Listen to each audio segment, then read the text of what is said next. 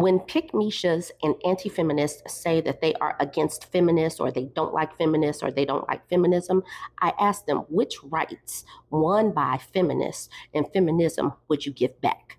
They typically don't have an answer for that. Being a woman against feminism is like being a Black person who is against the civil rights movement. They can never really adequately explain which rights they don't like. This woman, Vanna, started this tweet thread, and many of the quote retweets were amazing. She says, women weren't allowed to open a bank account in the USA until 1974. People are still alive today that had to wait until 1974 to have the freedom to open their own bank account. Let's look at some of these quote retweets. Graveyard Punani says, this is why I laugh at women who disparage feminism under the male gaze. Baby, whether you like it or not, feminism changed your life. Without feminism, women are nothing. We're dehumanized objects under the patriarchy they play. We are dehumanized objects and we're basically second-class citizens and servants, and we have to connect to a male to survive. Today, we can live independently and we don't have to be in terrible situations for the sake of survival. Sarah Gibson says, we have people in office that were adults during a time when women couldn't open their own bank accounts. It wasn't unlawful to actually harass women at work until 1986. Feminism isn't an antiquated ideal. The idea that women are equals is still new.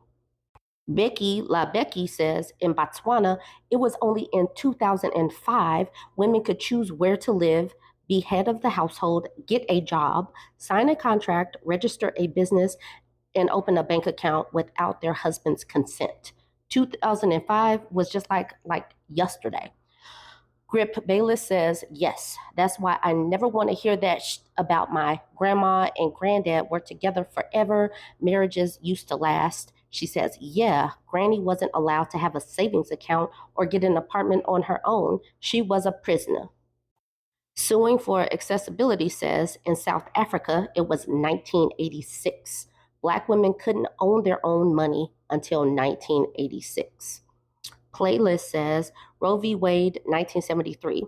Housing discrimination against women, 1974.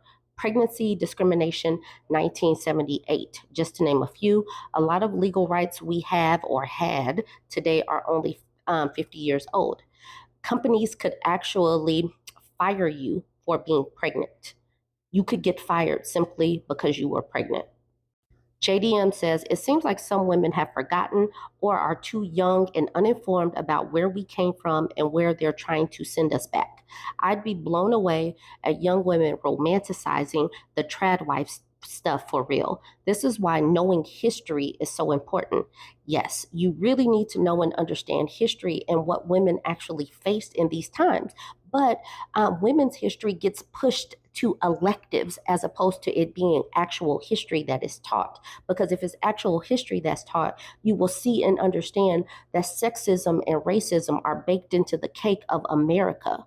So that is the reason why they don't really talk about how women were second-class citizens, how we could be discriminated against simply by being married or unmarried or pregnant or whatever, because they don't want to own up to the sexism that was baked into the cake of America. Plant Watcher says, yep, and until 1988, just 36 years ago, refusing to rent a house to a woman with children was legal. And until 1988, just 36 years ago, women's rights to open their own business was not protected. She gives screenshots for these. It says the Fair Housing Act protects pregnant people from housing discrimination based on familial status. The FHA was amended in 1989 to include familial status as a protected class, which also includes people who are trying to become pregnant, single-parent households, and people with children under 18. This screenshot says, women have come a long way since President Reagan signed the Women's Business Ownership Act into law in 1988, creating government support for women business owners and eliminating the requirement of male co-signers on loans for female entrepreneurs. Women could not get businesses on their own during a time in which I was alive. Please understand what feminism has won for people. I'm sorry. for women, not for people, for women. Luna says the DV was legally criminalized in 1998 in South Africa, and marital rape was criminalized less than 20 years ago. Before 1995, companies would retain their right to refuse to hire married women who didn't get permission from their husbands to work. Of course, men didn't need permission from their wives. Women were legally allowed to own property in 1984.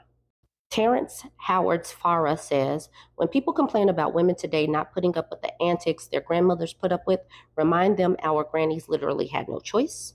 Rahab says, women in Kenya could open a bank account, but it wasn't until 1990s that a woman could get a mortgage, and even then it was resisted. Only a few women got it. Women who worked for the government weren't paid house allowance if they were married. Grace says, laughing my butt off, people do not understand how bad it was for women and minorities back in the day. Like you don't truly know just how much the simple things you have in life today weren't so easily accessible.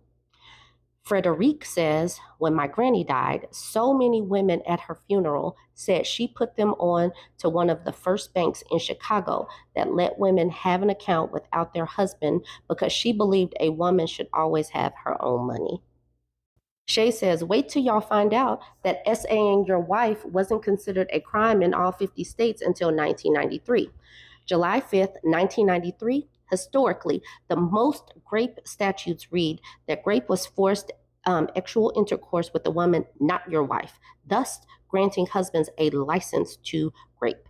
On July 5th, 1993, marital rape became a crime in all 50 states under at least one section of the actual offense codes. So keep that in mind. They literally had to legislate not raping your wife. And then I'll end it with this one. She says, knowing this is why I laugh at men complaining about women not being like their grandmothers. Of course we're not. We don't have to marry males for survival anymore. We're going to obviously we have to keep educating women because a lot of this is not taught in school because school is so lacking where it comes to history, and feminism has helped all of us right now. It's even helped, the men of right now because the women can go to work, we can make our own money, and we're helping in our households. All of us have benefited from feminism. So once again, to the pick-me-shas, to the anti-feminists, of all of the things that you have heard in this, which right would you give back to go backwards to a time when we had none of these rights? Would you go back and live in your grandmother's time?